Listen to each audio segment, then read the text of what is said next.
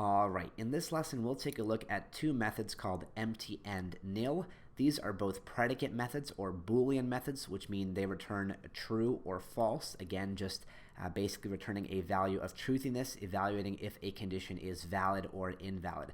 So what empty basically does is only return true if a string is empty, which means it has no characters. So if I literally have an empty string like this, double quotes with nothing inside it, and I call the empty method on it, it's going to give me back a true value.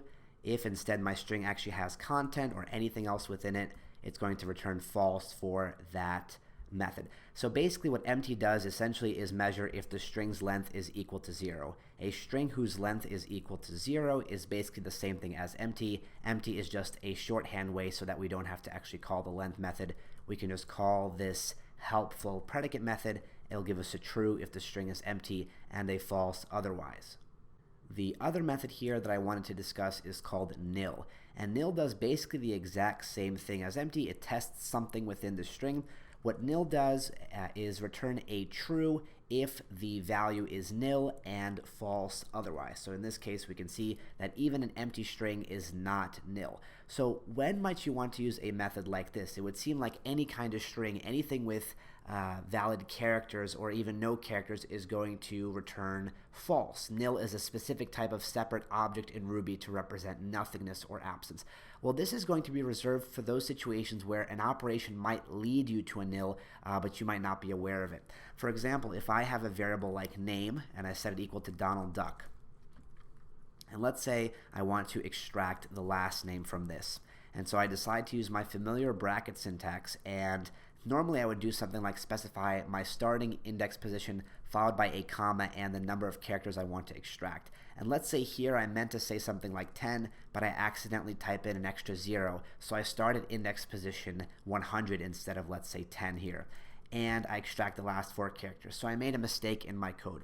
Well, last name, as you will be aware by this point, is basically going to be equal to nil. That's what happens when we're accessing index positions that do not exist. So this is the perfect kind of situation where we can call something like the nil predicate method on our resulting object to test whether it is nil, and that's basically going to allow us to immediately figure out sometimes whether something went wrong. So in this case, last name is a valid nil object, so we can see that this is going to return true. If we extracted everything normally, for example, we started at position 3 and extracted 4 characters, that's going to give me back a valid string within last name. In fact, I can output it for you right here.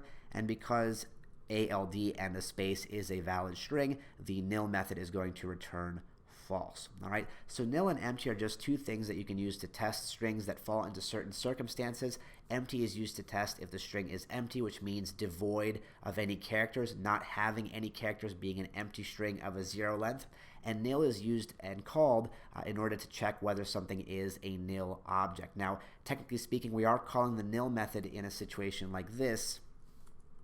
We are technically calling it on a nil object rather than a string object, but you don't have to know that. All you have to know is when you call nil on something, it will return true if it is a nil object and a false if it is any other object such as a valid string. So whenever you're dealing with these circumstances where you might come up with a nil but you're not sure if it is, instead of using something like p to output it literally in your code where you need to, for example, debug or direct the program to behave differently if something is a nil versus if it's not, in situations like that you can test if the object is a nil object by calling that nil predicate method on it.